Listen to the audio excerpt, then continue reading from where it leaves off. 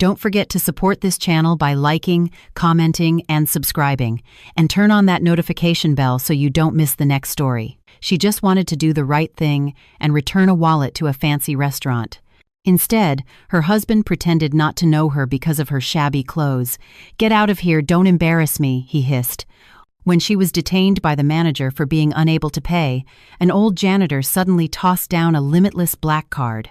But before we get to the story, please drop a comment below and let us know where you're all tuning in from. And don't forget to like and subscribe. The roar of a car service pulling away from the curb was still faintly audible from behind the thin walls of the one-bedroom apartment. Eliza sighed deeply, wiping beads of sweat from her temple with the back of her hand. The scent of sizzling bacon and floor cleaner clung to her. The morning had been a battlefield. She'd had to make breakfast, iron Ryan's work shirt until it was flawlessly crisp, and even polish his Italian leather shoes until she could see her reflection in them. Ryan had told her today was the day. A meeting with a major client that could change the trajectory of his career. "Don't let anything go wrong, Liz. This client is old money. Appearance is everything," Ryan had said that morning, preening in the mirror without a single glance at Eliza, who was on her knees tying his shoelaces. Eliza moved toward the bedroom to straighten the still messy comforter, but her steps came to an abrupt halt at the doorway.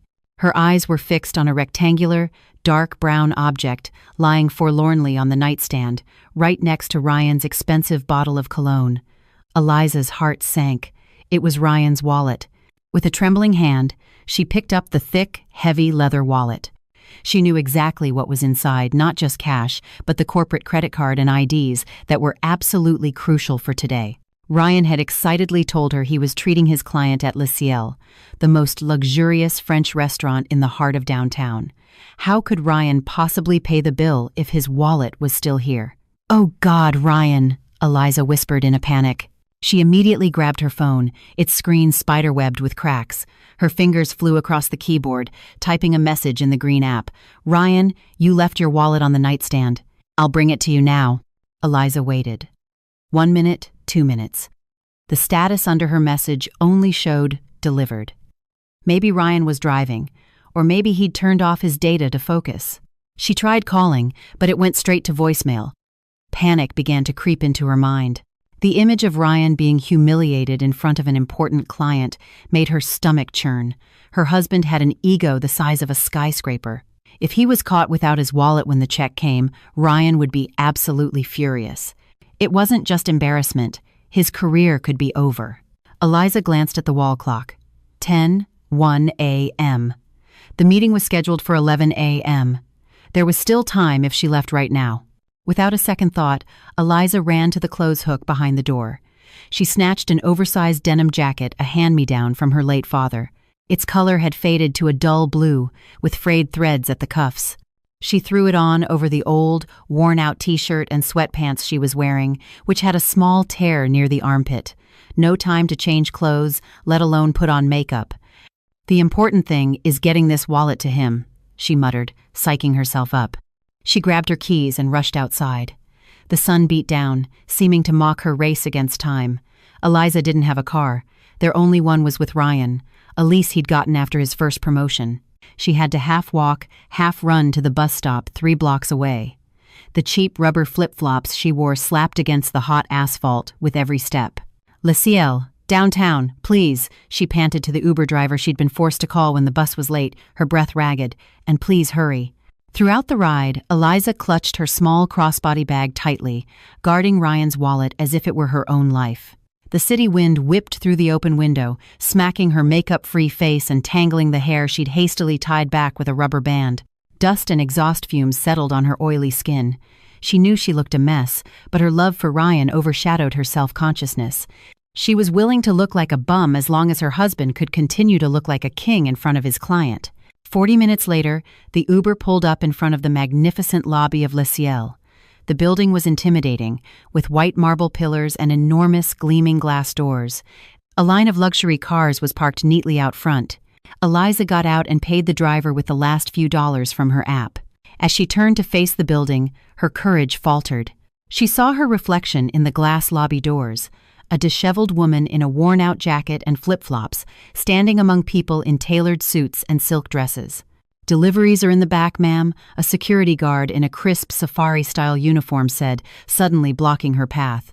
His eyes scanned Eliza's appearance from head to toe with a look of disdain. Eliza shook her head quickly, trying to stand up straighter. "No, sir. I'm the wife of one of the guests inside. My husband forgot his wallet. It's very important." The guard scoffed, as if he couldn't believe the woman before him was the wife of a guest at such a high-class establishment. But the determination in Eliza's eyes made him hesitate. "Fine, but be quick about it. And don't cause a scene in the lobby." Eliza nodded and hurried inside. The cold air conditioning hit her skin, a stark contrast to the sweat soaking her back. The scent of lavender aromatherapy and the soft strains of classical music filled the air a world away from the faint smell of bacon that still clung to her clothes. Her eyes swept the vast dining room. Crystal chandeliers hung from the high ceiling, waiters in black vests and bow ties glided between tables, carrying silver trays. And there, at a round table near a large window overlooking a garden, Eliza saw him. Ryan sat with a perfectly straight back, laughing heartily while holding a wine glass. He looked so handsome and dignified. Across from him sat an older man in a gray suit that must be the client. But Eliza's eyes narrowed when she saw the third person at the table, a beautiful young woman with long, flowing hair and a maroon dress that hugged her slender frame. She was sitting very close to Ryan, her hand occasionally touching his arm as she laughed.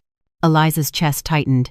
She didn't remember Ryan mentioning a female colleague, but she pushed the suspicion aside. Probably the client's assistant, Eliza thought, trying to be positive. The most important thing now was to save her husband's face. Eliza took a deep breath, clutched Ryan's wallet in her hand, and began to walk toward them.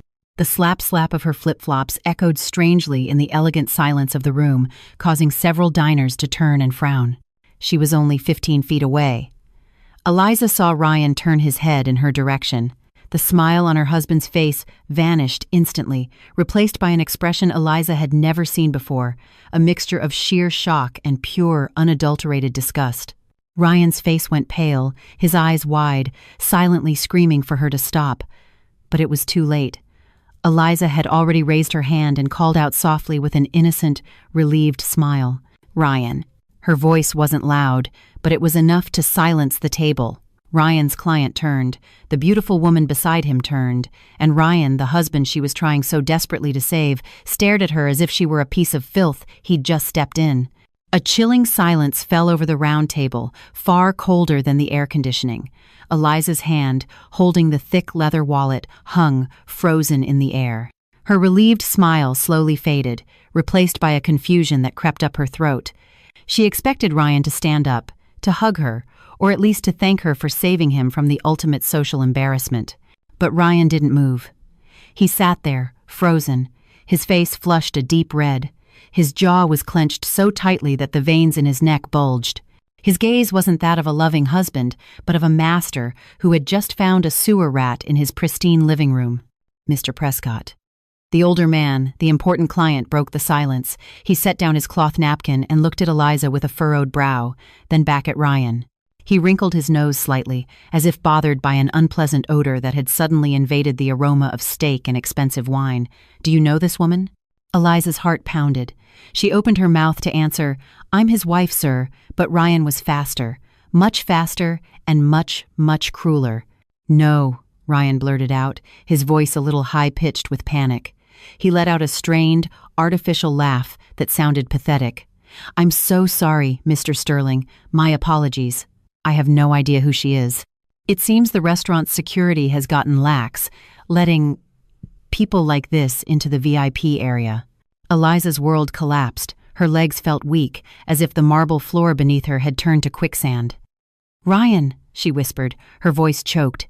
"It's me, Eliza. I brought your wallet." "Enough!"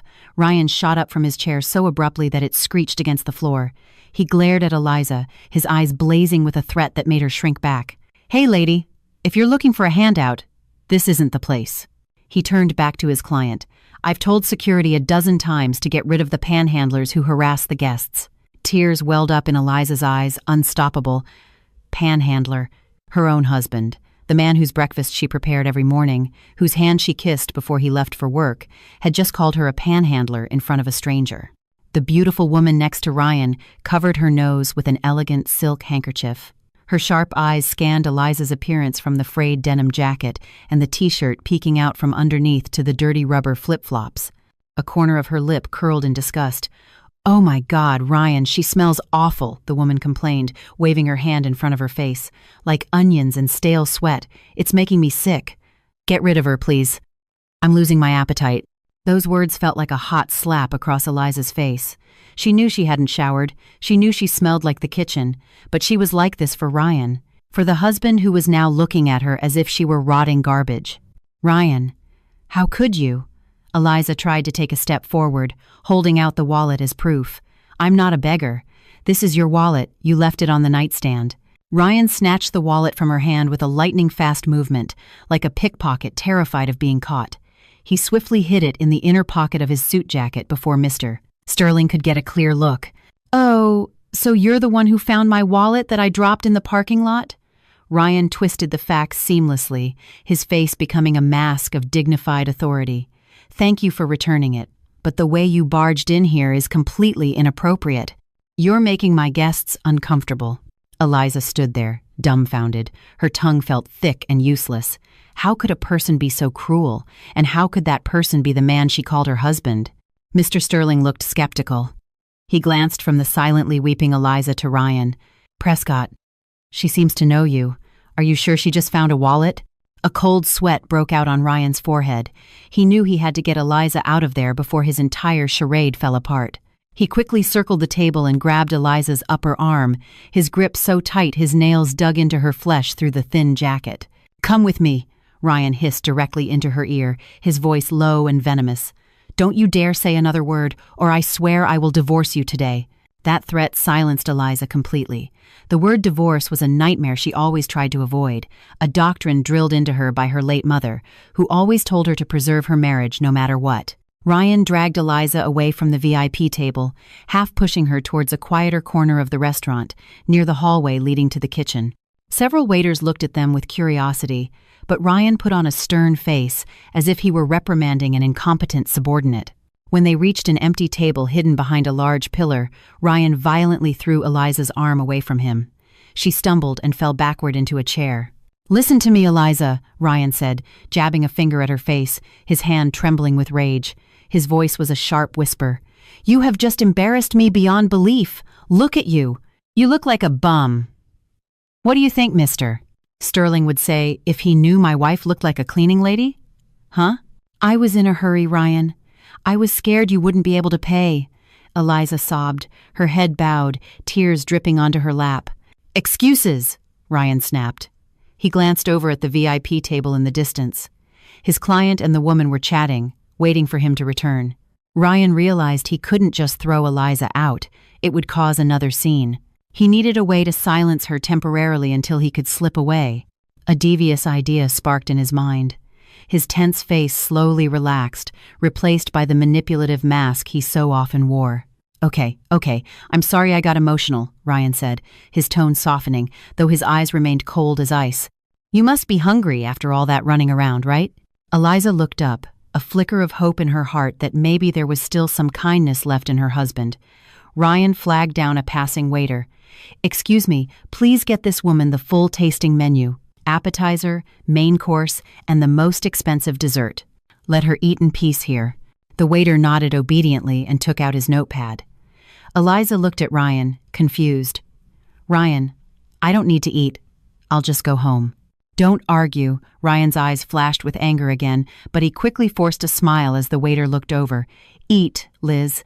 It's my way of thanking you for bringing the wallet. Wait here until my meeting is over. Don't go anywhere. Do not get up from this chair until I come get you. Understand?" Eliza nodded hesitantly. Something felt wrong, but her stomach was indeed cramping with hunger, and her legs were weak. Maybe Ryan was right. She should wait until his work was done so they could go home together and talk things out properly. "Remember, stay here and eat. Don't embarrass me again," Ryan said one last time. He turned, straightened his suit jacket, and walked back to the VIP table with his wide, confident smile plastered back on his face, leaving Eliza alone in the corner of the luxurious restaurant.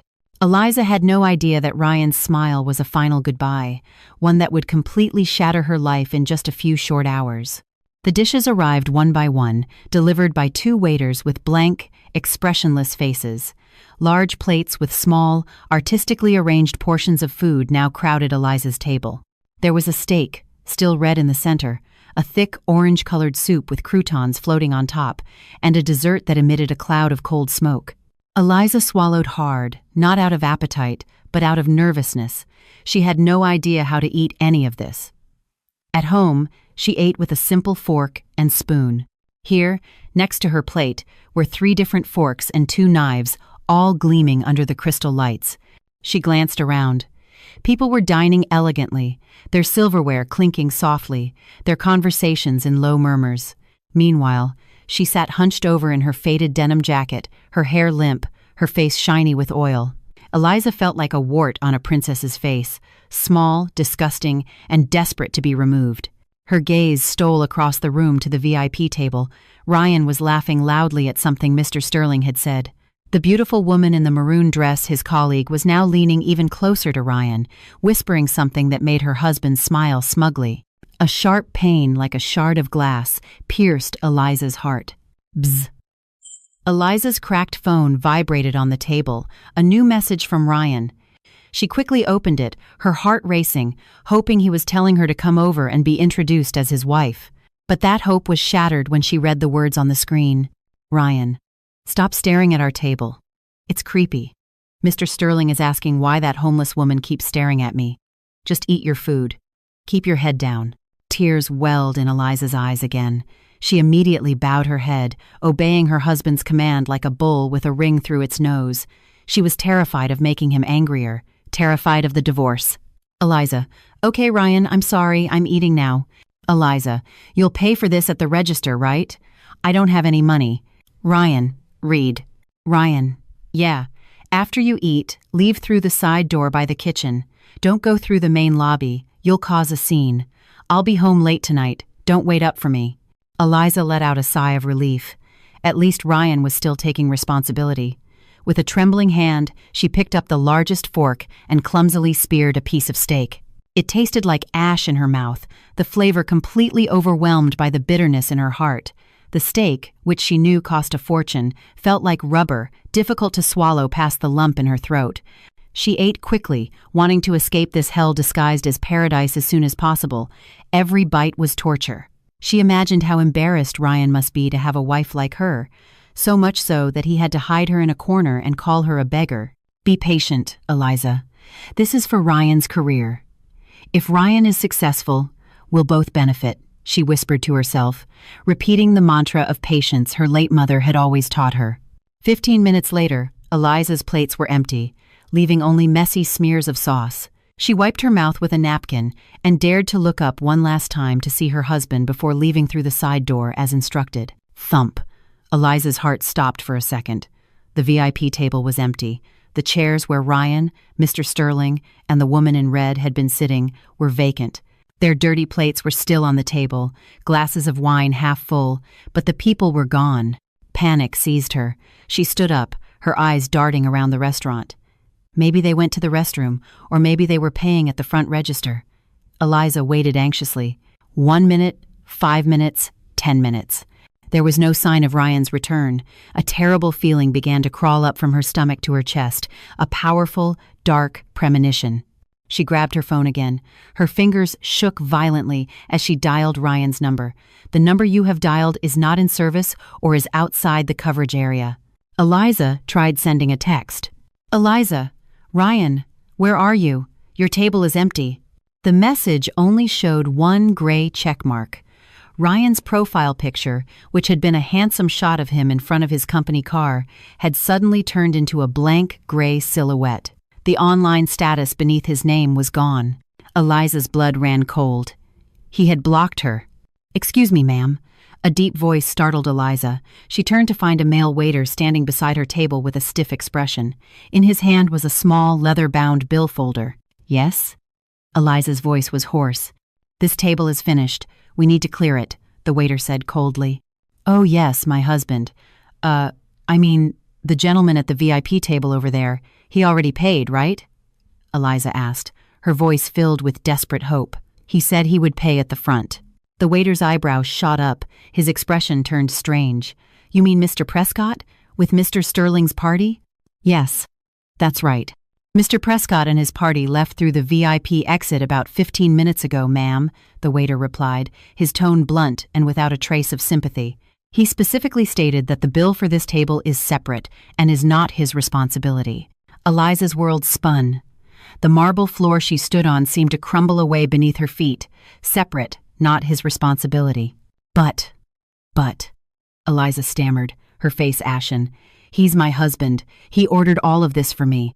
I'm sorry, ma'am. His instructions were clear. This table's bill is to be paid independently. The waiter cut in firmly. He opened the leather folder and presented a long white slip of paper to Eliza. Please settle your payment. Eliza stared at the number printed at the very bottom of the receipt.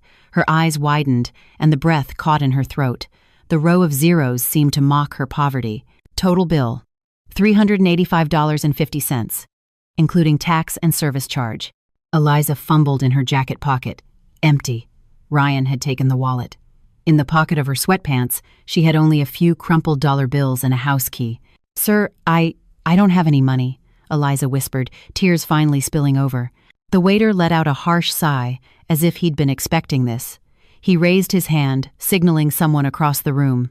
From the direction of the kitchen, a stocky man in a sharp black suit with a name tag that read, Manager strode toward them, his face a thunderous mask. An aura of intimidation radiated from him. What's the problem here? The manager demanded, his baritone voice echoing and causing guests at nearby tables to turn and watch the pitiful spectacle unfold. Eliza took a step back, cornered between the fancy table and a cold wall. She was alone, abandoned, and trapped by her own husband, now facing a threat she had never imagined in her entire life. The manager, whose name tag read Henderson, loomed over Eliza like a cold concrete wall. He didn't shout, but his low, emphatic tone was far more terrifying than a yell. We don't tolerate drama here, ma'am. Your choices are simple. Pay the $385.50 bill right now, or I'll have security escort you to the police station on charges of defrauding an innkeeper. Eliza shook her head frantically, tears streaming down her dull cheeks. She gripped the edge of the white tablecloth, searching for something to hold on to in her violently shaking world. I swear to God, sir, I'm not a fraud. Eliza's voice was broken, hoarse, and pathetic. I am Ryan Prescott's wife. My husband was sitting right over there. He told me to eat. Please just ask him, sir. Please. Henderson snorted. He crossed his arms over his chest, looking down at Eliza with eyes full of contempt. Just so you know, ma'am, before Mr. Prescott left, he gave a special message to our front desk staff. Eliza froze, her breath caught in her throat. A message? What message? Henderson leaned in slightly, bringing his face closer to Eliza's so his words would be clear and piercing. He said, and I quote, Be careful with the homeless woman sitting in the corner. She's a stalker who's obsessed with me. If she claims to be my wife or asks you to put her bill on my tab, don't believe her. I don't know her. Those were the exact words from the mouth of the husband you're so proud of. Boom. It felt as if a lightning bolt had struck her right in the chest. Her body went limp. It felt as though her bones were being pulled out one by one. A stalker, a crazy person. So this wasn't an accident. Ryan hadn't forgotten. Ryan had deliberately trapped her. Her own husband had orchestrated this entire scenario to have her humiliated, detained, and possibly jailed, all because she showed up to deliver his wallet in old clothes. No, that's not possible, Eliza whispered, her eyes staring blankly at the marble floor. He's my husband. We've been married for 5 years. Enough of this nonsense, Henderson snapped, his patience gone. He snapped his fingers. 2 security guards in safari uniforms immediately moved to flank Eliza. Search her bag. Take any valuables as collateral, Henderson commanded. No! Eliza cried out as her small crossbody bag was yanked from her shoulder. Please, sir, don't. That was my mother's. The guard didn't care. He dumped the contents of her bag onto the table, among the dirty dishes. The items rolled out pathetically. A few crumpled dollar bills, a plastic comb with 2 broken teeth, a wrinkled tissue, and a house key on a keychain with a grimy teddy bear. The other diners in the restaurant were now openly staring. Some were whispering behind their hands. A few even pulled out their phones to record the incident. Disgusting. Eating at a place like this with nothing but a sob story, a socialite at the next table commented, loud enough for everyone to hear. Henderson sneered at Eliza's scattered belongings. Nothing of value. Then, his eyes landed on the only electronic device there, Eliza's smartphone, with its cracked screen. "Take her phone," Henderson ordered. "No," Eliza fought back, trying to grab the phone. It held photos of her late mother and the only proof of her text conversations with Ryan. If they took it, she would lose everything. "I'm begging you, sir, please don't take my phone." One of the guards grabbed Eliza's arm, twisting it painfully behind her back until she whimpered. Henderson picked up the phone and pressed the power button. The lock screen lit up, showing a photo from Eliza and Ryan's wedding 5 years ago. Ryan was smiling sweetly, and Eliza looked beautiful in a simple white dress. Henderson paused for a moment. The proof was right there. This woman was telling the truth, but instead of feeling a shred of pity, his expression hardened. In the world of luxury hospitality, the rich client was always right, and the poor person was always wrong. If Mr. Prescott, a VIP who often held corporate events here, wanted this woman to be treated as a stranger, then Henderson would obey the money, not the truth. This piece of junk might fetch $50 at a pawn shop, still a long way from paying a nearly $400 bill, Henderson said coldly. He slipped Eliza's phone into his suit pocket. "Take her to the back room. Have her wash dishes or clean toilets until one of her family members comes with the money. If no one pays by closing time, hand her over to the nearest precinct." "Yes, sir." Eliza was dragged away, her feet scraping against the floor because she no longer had the strength to stand. One of her flip-flops came off, left behind under the table as a silent witness to her ruin. "Ryan!" Eliza screamed her husband's name, a cry of despair that echoed through the luxurious room. But Ryan wasn't there. There were only contemptuous stares and the camera phones of strangers, recording her shame. The guards dragged her down a hallway toward the kitchen. The fragrant smell of food was replaced by the harsh odor of soap and rotting garbage. They threw her into a small, cramped storage room filled with stacked boxes and cleaning equipment. "Stay in here, and don't even think about trying to escape," one of the guards barked, before slamming a metal door and locking it from the outside. Clang. Darkness. Stale air. Eliza slid to the cold, damp floor. She hugged her knees, her body racked with silent, violent sobs. Her chest felt impossibly tight. The pain of betrayal was far sharper than the fear of jail. Ryan, the man she had served like a king, the man she had put before everyone, including herself, had just metaphorically killed her without laying a hand on her. In that darkness, amidst her heartbreaking sobs, Eliza didn't notice a small ventilation grate high up in the corner of the room, connecting to a staff corridor. And behind that grate, a pair of kind, old eyes were watching her with a look of profound pity and restrained fury. The small room smelled damp, a mixture of wet mops, pungent floor cleaner, and dusty cardboard boxes. A single, dim, yellow light bulb flickered overhead, as if it, too, was dying along with Eliza's spirit. Eliza huddled in the corner, hugging her knees tightly. The cold of the concrete floor seeped through her thin sweatpants, chilling her to the bone. But that physical cold was nothing compared to the ice that now encased her heart. In the silence, voices from the past replayed in her head like a broken record. She remembered 5 years ago, when Ryan proposed with nothing more than a pair of cheap silver rings and a pocketful of promises. Back then, Ryan had nothing. His car was always breaking down. He wore the same few shirts over and over. It was Eliza who had saved money from her factory job to buy him a decent pair of work shoes. It was Eliza who sold the gold bracelet her late mother had left her to pay for Ryan's professional certification courses. "Just be patient, babe. When I make it big, you'll be my queen. You won't have to work another day in your life. I'll buy you diamonds," Ryan had said back then, his eyes shining. Eliza let out a bitter, hoarse laugh that echoed off the cramped walls of the storage room. "Queen," she whispered, fresh tears tracing paths down her cheeks. "What kind of queen gets called a beggar and is accused of being a stalker by her own king?" She touched her bare neck. No diamonds, no gold. There was only an old silver locket, a simple, worn piece she had found in her mother's sewing box before she passed away. Ryan often told her to throw away the tacky old thing, but Eliza always refused. Now, she felt like a fool, an absolute fool. She had given her youth, her beauty, and her dignity to a man who couldn't even be bothered to acknowledge her existence in front of others. The hunger that had been twisting her stomach was gone, replaced by a nauseating wave of stress-induced sickness. Her head throbbed. Skreek. The sound of a rusty hinge slowly opening made Eliza jump. Her body tensed. She pressed her back against the wall, preparing for more insults from Henderson or the rough hands of the security guards. But there were no shouts. Instead, an elderly figure with a slightly stooped back appeared. The man was wearing a faded, light gray janitor's uniform with a few bleach stains on it. His hair was completely white, his face a roadmap of deep wrinkles that held 1,000 tired stories. In his hand, he held a plastic bottle of water. The old man entered slowly, closing the door quietly behind him. He set his broom and dustpan in a corner and then walked with a slight limp toward Eliza. "Here, drink this, child."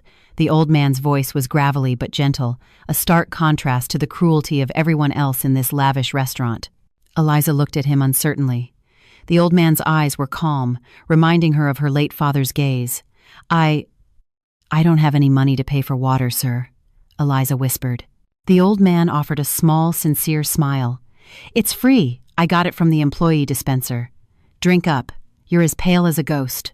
With a trembling hand, Eliza accepted the bottle. She drank greedily, the cool water soothing her parched throat and giving her a sliver of strength. "Thank you, sir," she said, wiping her chin. The old man, whose name tag read Samuel, sat cross-legged on the floor, not far from her. He didn't seem to mind the dirty concrete. "I saw everything earlier," Samuel said quietly, his eyes gazing at the stacks of boxes. "I was mopping near that pillar when your husband dragged you over. I also heard what he told the manager." Eliza looked down in shame. "You must be disgusted with me. Even my own husband is ashamed of me." "You're not the one who should be ashamed, child." "He is," Samuel cut in firmly. His tone suddenly held a surprising authority, despite his humble appearance. "Your clothes are simple, but your eyes are honest. He wears an expensive suit, but his heart is filthier than my mop water." Those simple words broke down the last of Eliza's defenses. She burst into tears again, but this time they were not tears of fear, but of relief. Relief that at least one person in this place still saw her as a human being. "I was just trying to bring him his wallet, sir. I was afraid he'd be embarrassed." "But why would he do this to me?" she sobbed. Samuel sighed deeply. He reached into the pocket of his worn trousers and pulled out a cloth handkerchief. It was old, but it was clean and neatly ironed. He offered it to Eliza. "Wipe your tears.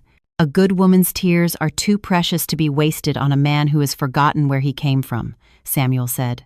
As Eliza took the handkerchief, the sleeve of her jacket slipped back, revealing the simple silver locket hanging from her neck. The dim light from the flickering bulb caught the worn metal. Samuel's eyes fixed on it, and his body went rigid. His once calm gaze was now sharp, focused intently on the object around Eliza's neck. "Child," Samuel's voice trembled with urgency. "May I see your locket for a moment?" Eliza was confused but nodded slowly. She held up the pendant. This was my late mother's, sir." Samuel leaned closer, squinting to see the tiny, faded initials engraved on the back of the locket. His breath caught in his throat. He recognized those initials. He knew them intimately. This wasn't just any locket. It was the key to a long-lost past. Before Samuel could ask another question, the storeroom door was thrown open violently. Bang! Manager Henderson stood in the doorway, his face red with rage. Behind him, 2 uniformed police officers stood ready, handcuffs glinting in their hands. "So, here you are," Henderson spat. He looked with disgust at Samuel sitting on the floor. "Hey, Sam, what are you doing in here? Conspiring with this fraud? Get out and get back to work before I dock your pay."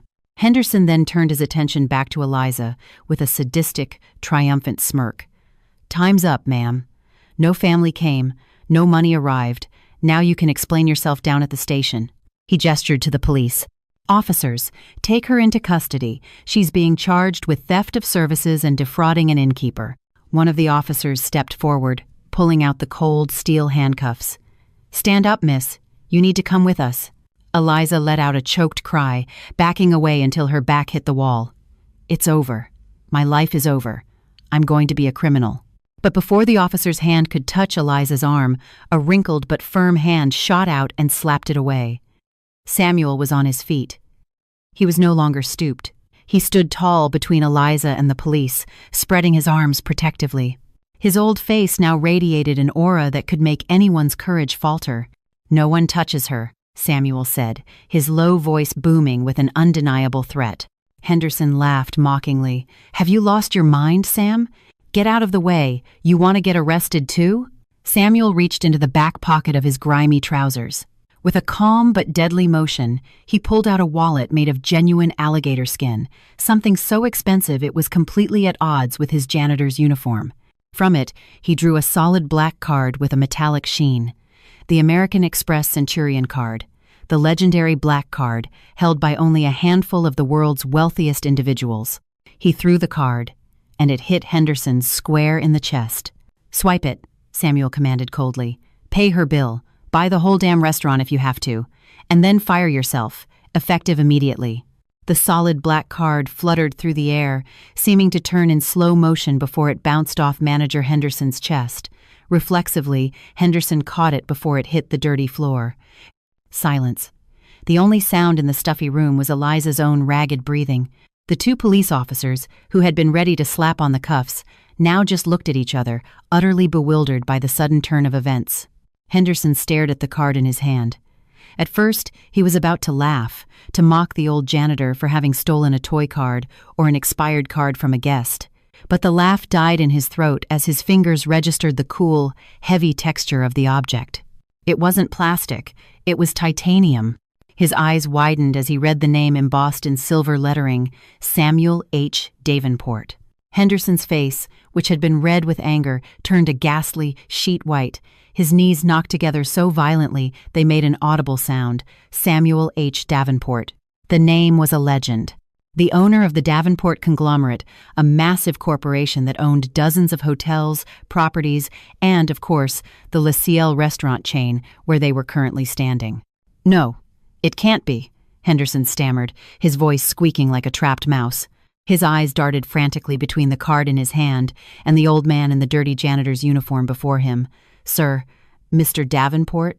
The big boss?" Samuel, or rather, Mr. Davenport, didn't answer. He simply took a step forward and slowly removed the grimy baseball cap that had been hiding part of his face. He ran his fingers through his white hair, slicking it back. Though he still wore the stained gray uniform, the aura emanating from him had completely transformed. It was no longer the aura of a stooped servant, but of an emperor walking disguised among his people. "What's the matter? Surprised to see your company's owner mopping the floors?" Mr. Davenport's voice was calm, but every syllable carried a weight that could crush stone. "I was conducting one of my routine inspections, undercover, to see how my staff treats our customers, and I must say, the results are profoundly disappointing." Henderson was trembling so hard he dropped the card. He immediately fell to his knees at Mr. Davenport's feet, all pride forgotten. "Forgive me, sir. I didn't know.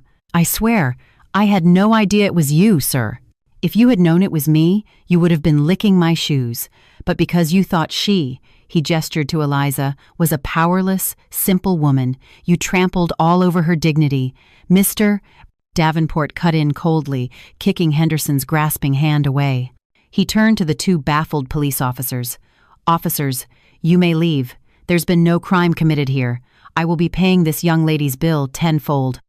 As for this man, Mr. Davenport pointed a finger at Henderson. "I am handling his termination internally." The officers nodded stiffly, gave an awkward salute, and quickly exited the room, wanting no part in this battle of giants. Now it was just the three of them. Eliza was still leaning against the wall, her mouth agape, watching the scene unfold in utter disbelief. The old janitor who had given her water was a billionaire. Mr. Davenport crouched in front of Eliza, his gaze softened again, becoming warm, like a father's. "Forgive me, child," he said. "I acted too late. I wanted to see just how rotten the management here had become, but I couldn't bear to see you cry any longer. Are you really the owner of this place? Eliza asked faintly, still afraid this was all a dream. Mr. Davenport smiled. He took the handkerchief back from her hand and gently wiped the tear stains from her cheeks. It's a long story, child, but more important than this restaurant is the locket around your neck. Mr. Davenport pointed to Eliza's silver pendant. Eliza clutched her necklace. My mother's locket. Your mother's name was Eleanor, wasn't it? Mr. Davenport guessed, his own eyes welling up. Eliza gasped. How did you know? Because I had this locket made for her, 30 years ago. A gift for the woman who saved my life during the city riots. Eleanor was my dearest friend and my savior. I spent years trying to find her to repay my debt, but we lost contact. A tear rolled down Mr. Davenport's wrinkled cheek. I see now that she's gone. But fate has allowed me to meet her daughter in my own establishment while she was being wronged. Mr. Davenport stood and extended a hand to Eliza. Stand up, child. From this moment on, you are no longer a woman to be scorned. You are the adopted daughter of Samuel Davenport. No one will ever be allowed to touch you, let alone hurt you. Eliza took his hand. The old hand felt strong and warm, pulling her up from the abyss of despair. Henderson, still kneeling on the floor, looked up with a face slick with cold sweat. Sir, what about me? You? Mr. Davenport glanced at him with disgust, not even turning his head fully. Pack your things. You're fired. And I will make sure your name is blacklisted from every hospitality association in this country. You will never work in this industry again. Henderson went limp, collapsing onto the floor. Mr. Davenport led Eliza out of the smelly storage room and into the staff corridor. Eliza's steps were still unsteady, as one of her flip-flops was missing. Oh, right, child. Mr. Davenport stopped for a moment, remembering something. Your husband, what was his name? And where does he work? Ryan. Ryan Prescott, sir, Eliza answered quietly. He works at Zenith Corp. As a marketing manager. Mr. Davenport's steps halted again. A slow, chillingly mysterious smile spread across his lips. Zenith Corp. He chuckled softly, a sound that sent a shiver down the spine. What a small world, child. Zenith Corp is one of my newest subsidiary companies. Mr. Davenport turned to Eliza, his eyes gleaming with a plan for vengeance. So the husband who threw you out like trash is living off my money. Eliza nodded hesitantly. Mr. Davenport pulled a sleek, top-of-the-line smartphone from his pocket, another item that clashed with his janitor's uniform. Well then, he whispered, dialing a number. Let's play a little game. Today, he feels like a king. Tomorrow, we'll make sure he can't even afford a cup of coffee. The gleaming black sedan glided through the city streets, now thick with rush-hour traffic. Inside, the silence was comforting. The scent of new leather and a subtle sandalwood air freshener eased the throbbing in Eliza's head. She sat on the plush back seat, a world away from the creaky wooden chairs in her apartment's living room. Beside her, Mr. Davenport had changed. His shabby janitor's uniform was gone, replaced by a silk blend dress shirt that radiated the quiet authority of a tycoon. Eliza looked at her own reflection in the car window. Pathetic. Her eyes were swollen. If she'd worn mascara, it would be a mess. Her hair was a tangled knot, and her late father's denim jacket looked utterly demeaning inside such a luxurious car.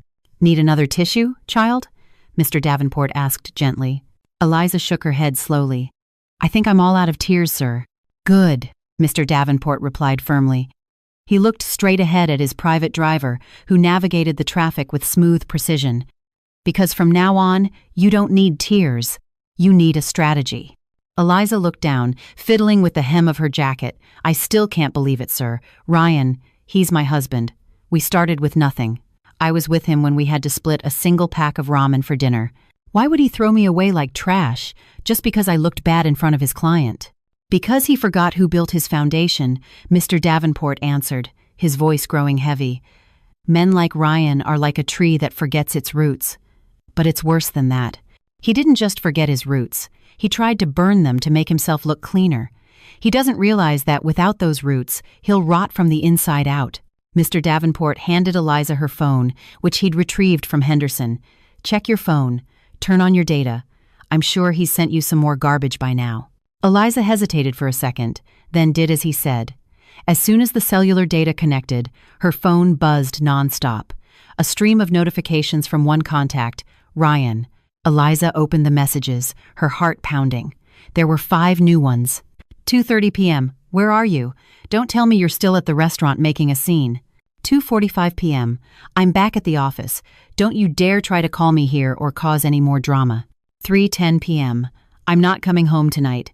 Have to work late preparing for my promotion tomorrow. Don't wait up. 3:15 p.m.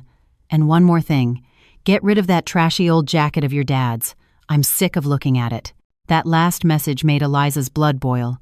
The sadness that had dominated her heart began to evaporate, replaced by a searing heat in her chest. Rage. For the first time in their 5-year marriage, Eliza felt truly, incandescently angry. Not just for being insulted, but for Ryan dragging her late father into it.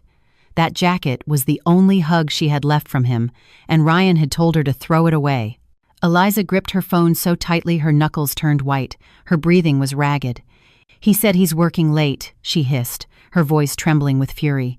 But I saw him with that woman. He's out having fun with her. Correct, Mr. Davenport said calmly. He opened his tablet, tapped the screen a few times, and showed it to Eliza. This is the corporate expense log. Ryan booked the presidential suite at the Grand Imperial Hotel, another one of my properties under the company's name for client entertainment. Check-in was this afternoon. Eliza's eyes widened as she saw the proof. A luxury hotel during work hours, and he called it working late. He's cheating on me, sir, Eliza whispered. The sound was broken, but this time there were no sobs. Using company money. My money, to be precise, Mr. Davenport corrected her. He used my facilities to betray the daughter of my dearest friend. 2 fatal mistakes in one day. He took back the tablet and looked at Eliza intently. Now, the choice is yours, Eliza. I could have him fired this very second with a single phone call. I could have him thrown out of that hotel room naked right now. That would be easy for me. Mr. Davenport paused, letting his words sink in. But would that be enough to satisfy the pain in your heart? Would it be a fair trade for the humiliation you suffered in that restaurant today? Eliza was silent. She imagined Ryan being fired right now. He would come home, screaming, blaming her for everything, maybe even hitting her. Then they would get a divorce, and Ryan would still believe he was the victim. Ryan would never understand how valuable she had been. He would never feel the sting of public humiliation that she had felt. Eliza shook her head slowly. The defeated look in her eyes began to sharpen. A small flame ignited there, the fire of a wronged woman's vengeance. No, sir. That's too easy for him, Eliza said, her voice cold. Mr. Davenport smiled, satisfied. He saw the change. He saw the resurrection in Eliza. Then what do you want?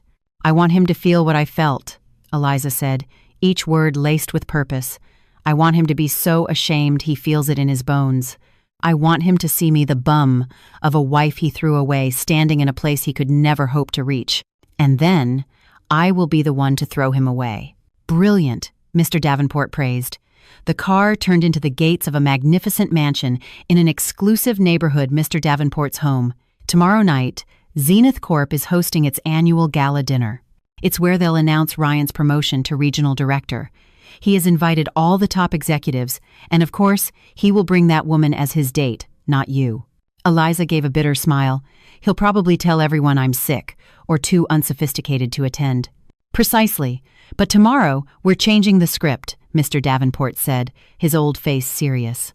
I will attend, not as an owner observing from afar, but as the guest of honor, who will be introducing the company's newest majority shareholder. Eliza looked at him, confused. Who's the shareholder, sir? Mr. Davenport pointed at Eliza's chest. You are. Me? Eliza gasped. But I don't have any money, sir. I barely finished high school. You have an inheritance far greater than money. You have a strong heart, and as of today, you have the full backing of Samuel Davenport. Consider this, me finally repaying my life debt to your mother.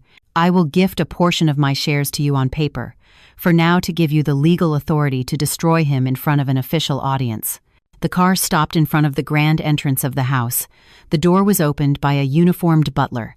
But before they got out, Mr. Davenport looked at Eliza's appearance from head to toe. First, however, we have to get rid of this Cinderella before the ball look. Ryan said he was disgusted by the sight of you. Tomorrow, we will make sure he doesn't even dare to meet your eyes, because you will be dazzling." Eliza stepped out of the car. The evening breeze felt cool on her face. She took a deep breath, inhaling the air of freedom. No more smell of bacon. No more smell of floor cleaner. She looked up at the sky, which was turning a beautiful shade of orange. In her heart, she said goodbye to the old Eliza. The obedient Eliza, the foolish Eliza, the Eliza who let herself be trampled. "Let's go, sir," Eliza said firmly. Her steps were no longer shuffling. Her back was straight. "Teach me how to be a queen." In her jacket pocket, her phone vibrated again. A new message from Ryan. "Ryan. Hey, you just read my messages? Answer me. Where are you staying? Don't you dare be wasting money." Eliza didn't reply. Instead, she turned her phone off completely. The corner of her lip lifted into a cold, terrifying smile. "Just you wait, Ryan," Eliza thought. "Just you wait." That night, in one of the guest suites in Mr. Davenport's mansion, a room 3 times the size of Eliza's entire apartment, a major transformation was underway. Eliza wasn't sleeping on the plush king-sized bed. She was sitting upright in front of a large vanity mirror, surrounded by bright lights. 3 professionals, summoned by Mr. Davenport, worked in quiet, efficient harmony. A middle-aged woman was massaging Eliza's face with a rose-scented serum, while 2 others worked on her hair and nails. "Your skin is actually very good, ma'am. Smooth, with a warm undertone. It's just been neglected and exposed to too much kitchen smoke," the esthetician commented while applying a cool mask. Eliza closed her eyes. The smells of onion and dish soap that had been her natural perfume for the last 5 years were gone, replaced by the scents of lavender, chamomile, and a level of luxury she had never imagined.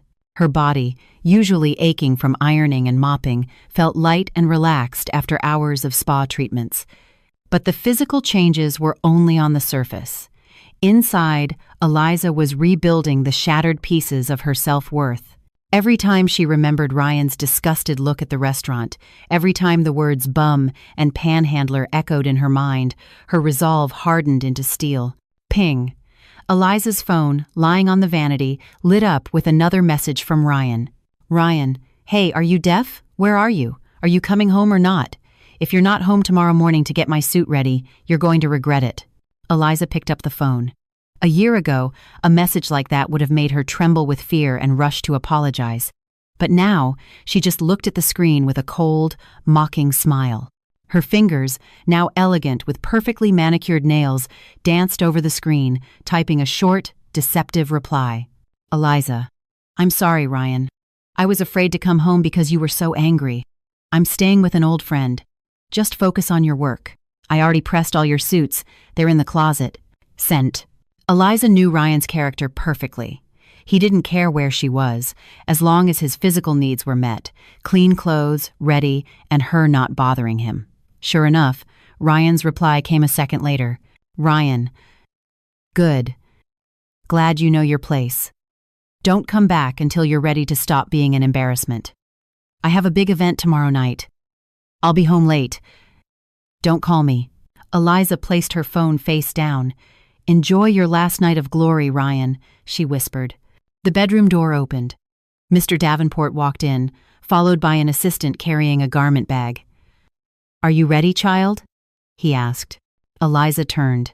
The makeup artist had just finished applying a deep maroon lipstick to her lips, a color that radiated confidence, boldness, and mystery. It was a far cry from the pale nude she usually wore, so Ryan wouldn't call her tacky.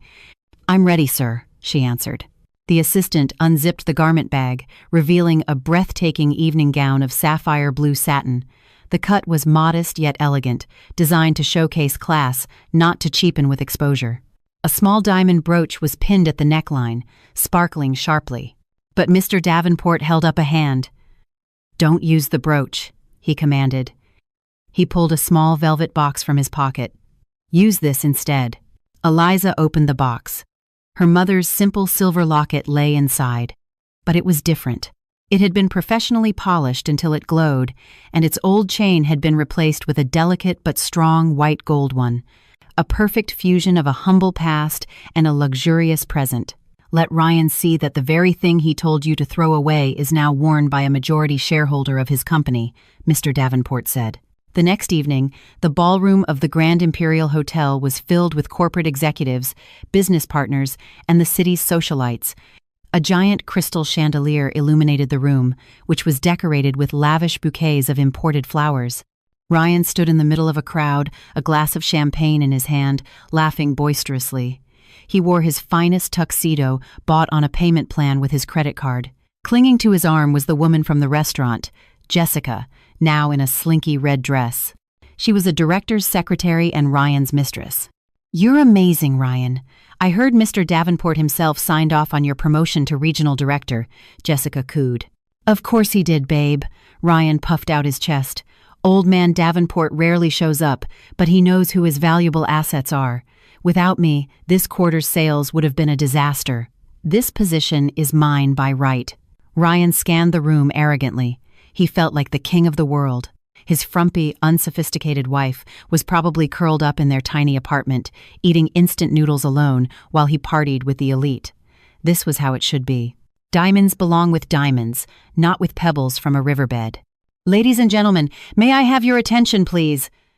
The MC's voice boomed from the speakers, silencing the chatter. The orchestra's music softened. Tonight is a very special night for Zenith Corp. In addition to celebrating our annual achievements, Mr. Samuel Davenport, our esteemed owner and founder who so rarely makes public appearances, has graced us with his presence to make a very important announcement. Thunderous applause erupted. Ryan clapped the loudest, his face beaming. He was certain the important announcement was about his promotion. He already had his victory speech prepared. However, the MC continued, a hint of tension in his voice, Mr. Davenport has not come alone. He has brought with him a figure who has, until now, remained behind the scenes. The person who, as of today, will officially hold a 40% controlling interest in the company. Silence. Whispers started to ripple through the crowd. 40%? That meant this person had the absolute power to fire anyone, even the board of directors. Ryan frowned. Who could that be? "I thought all of Davenport's kids were overseas," he whispered to Jessica. "And now, without further ado, let's welcome them," the MC shouted. The massive double doors at the end of the ballroom swung open. A thin layer of dry ice smoke billowed out for dramatic effect. All eyes were fixed on the entrance, including Ryan's, who stood on his toes to get a better look. Two figures emerged. Mr. Davenport, looking sharp in a dark gray suit, walked with a confident stride, and on his arm was a woman in a stunning sapphire blue gown. Her hair was swept up in a modern chignon, with a few soft curls framing her face. Her makeup was bold, accentuating high cheekbones, and around her neck a simple silver locket glowed mysteriously under the spotlight. The woman walked with her chin held high, her gaze straight, cold, and deadly. Her eyes scanned the crowd and then stopped, locking onto one person. Ryan. The champagne flute slipped from Ryan's hand, shattering on the floor with a loud, embarrassing crash. Crash. All the color drained from Ryan's face. His mouth fell open, his eyes nearly bulging from their sockets. His legs trembled so violently he had to grab onto a nearby table for support. Eliza, he choked out, his voice a strangled, disbelieving whisper. "That's not possible." From the stage, Eliza saw her husband's reaction. The corner of her mouth lifted ever so slightly. It wasn't the sweet smile of a wife, but the smirk of an executioner ready to deliver the final verdict. The sound of the shattering glass was like the opening bell for a tragic circus act. Red wine bled into the thick ballroom carpet, staining Ryan's polished shoes, just as his sins were now staining his soul. But Ryan didn't care. His eyes were locked on the woman on the stage. "Ryan, what's wrong with you? You're making a scene," Jessica hissed, elbowing him in the ribs. She took a step back, not wanting the spilled wine to splash onto her expensive dress. "And who is that woman? Why is she staring at us?" Ryan didn't answer. His throat was tight. His brain scrambled to find a logical explanation. "That can't be Eliza," his mind screamed in denial. "Eliza is dowdy. Eliza smells like onions. Eliza is just a high school graduate whose only skills are cooking and cleaning." The woman on stage glowed like a diamond. Her skin was luminous, her posture as graceful as a queen's, and her eyes, That gaze held a power that made Ryan's very soul cringe. But the locket, that tacky old silver locket he had always despised, it was there, around her neck, confirming her identity more powerfully than any words ever could. Mr. Davenport took the microphone, his voice resonating through the hall, deep and authoritative. "Good evening, everyone. Thank you for coming," he began. The room fell silent. "As promised, tonight I am here to announce a major restructuring within Zenith Corp. I am getting too old. This company needs new blood. It needs a new conscience." Mr. Davenport turned to his side, looking at Eliza with pride. "Please allow me to introduce my adopted daughter and, as of today, the holder of a 40% controlling interest in this company, Miss Alyssa Vance." Boom! Ryan's heart felt like it had exploded. His knees gave out. Adopted daughter? Controlling interest? Rousing applause filled the room, but to Ryan, it sounded like the deadly drone of 1,000 hornets. In the midst of his panic, Ryan's opportunistic instincts, his survival mechanism of shameless flattery kicked in. His fear morphed into a crazy, desperate hope. "If Eliza is the boss, that means I'm the boss's husband," Ryan thought wildly. "I could be CEO. I could have it all." He began pushing his way through the crowd, bumping into a waiter and sending a tray of drinks crashing to the floor. He didn't care. He half ran towards the stage, forcing a wide, grotesque smile onto his sweat-drenched face. "Eliza! Honey!" Ryan shouted, his voice cutting through the applause. The entire room turned to look at him. Jessica, left behind in the crowd, stared in shock at her secret lover's bizarre behavior. Ryan reached the front of the stage. He waved with a familiarity he didn't feel, as if he were a prince arriving to claim his queen. "Mr. Davenport, that's my wife," Ryan yelled proudly, pointing at Eliza. He then turned to the audience, his face beaming. "Everyone, let me introduce you. The beautiful Miss Vance is my wife. What a wonderful surprise, honey. I had no idea Dad adopted you." Ryan tried to climb the stairs to the stage, intending to embrace Eliza, but two burly security guards quickly blocked his path, their muscular arms forming a barrier across his chest. "Sorry, sir. No one is allowed on stage without authorization," one said coldly. "Hey, don't you know who I am? I'm her husband. Get out of my way," Ryan barked. He then looked at Eliza with a pathetic, pleading expression. "Honey, tell them. I want to come up. I've missed you so much." On the stage, Eliza hadn't moved a muscle. Her expression was as flat and cold as ice.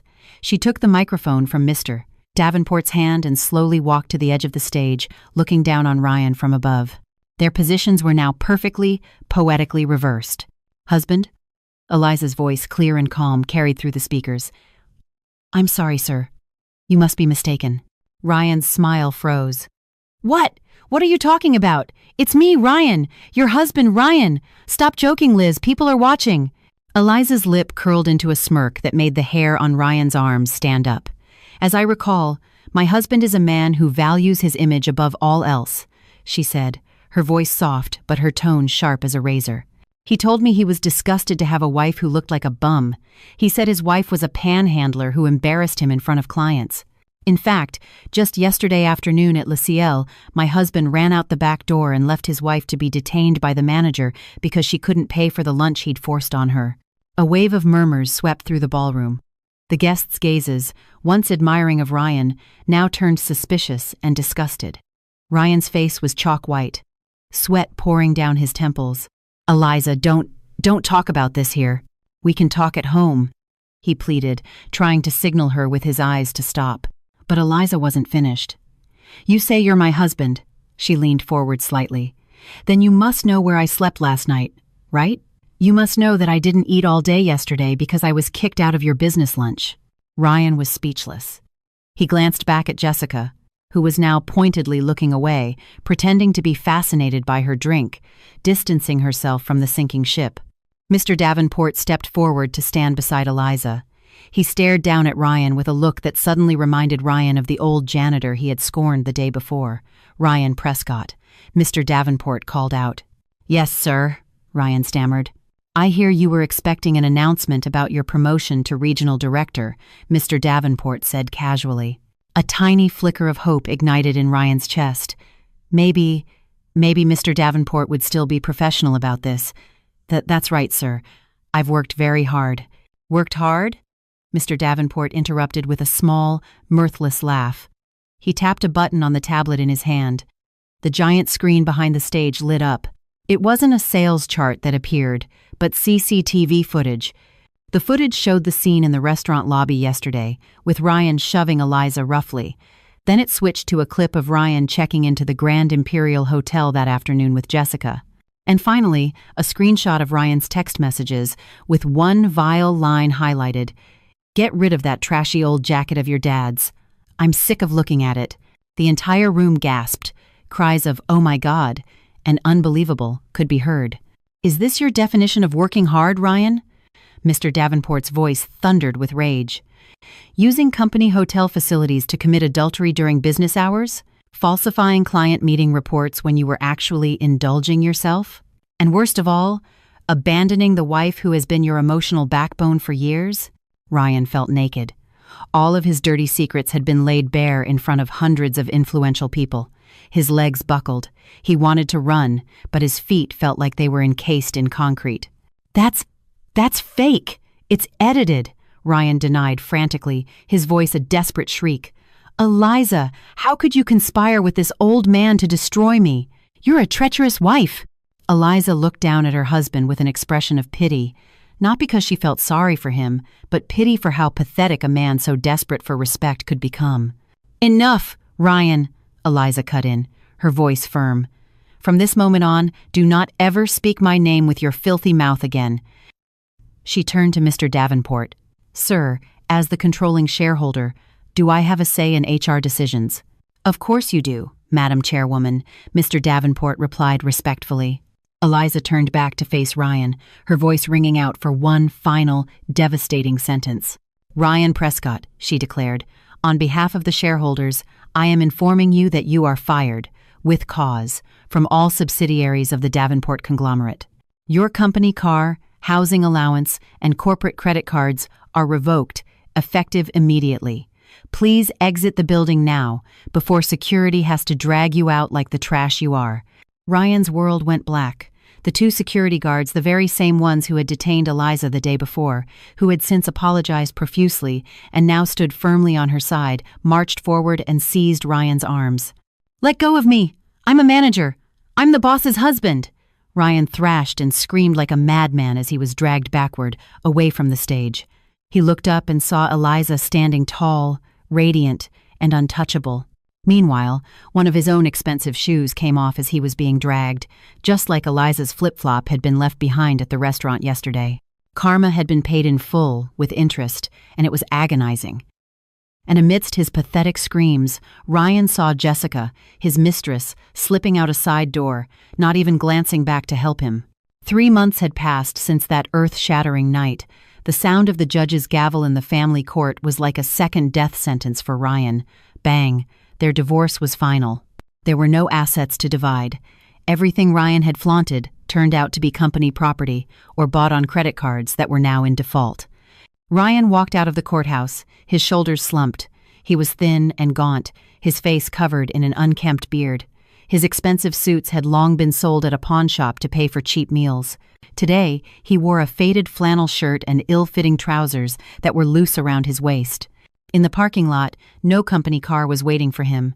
Even the used motorcycle he'd financed a month ago had been repossessed that morning in front of his dingy studio apartment. The midday sun was scorching, but Ryan's heart felt frozen. He reached into his pocket and pulled out a cheap, cracked smartphone. He opened his messaging app and stared at a contact whose profile picture now seemed to radiate an otherworldly glow. My ex-wife. His fingers trembled as he typed another message, the 100th he'd sent this week, none of which had ever been answered. Ryan. Liz. The judge made it final. We're officially divorced, but I swear, I still love you. I'm broken, Liz. I'm living in this roach-infested apartment. I only eat once a day. Jessica took what little money I had left and disappeared. Please, Liz, I need help. I'll be your driver, your gardener, anything, just to be near you again. Ryan hit send. One gray checkmark. Was he still blocked, or had Eliza changed her number? Tears of regret dripped onto the grimy screen. The memory of the old Eliza, the one who made his coffee every morning, who massaged his feet when he came home from work, who wore old clothes so they could save money, that memory now haunted him every night. He had thrown away a diamond to pick up a shard of glass that had cut him to ribbons. Ryan. A soft voice called his name from the direction of the courthouse lobby. Ryan's head snapped up, a flicker of hope in his eyes. Eliza. But the hope died instantly.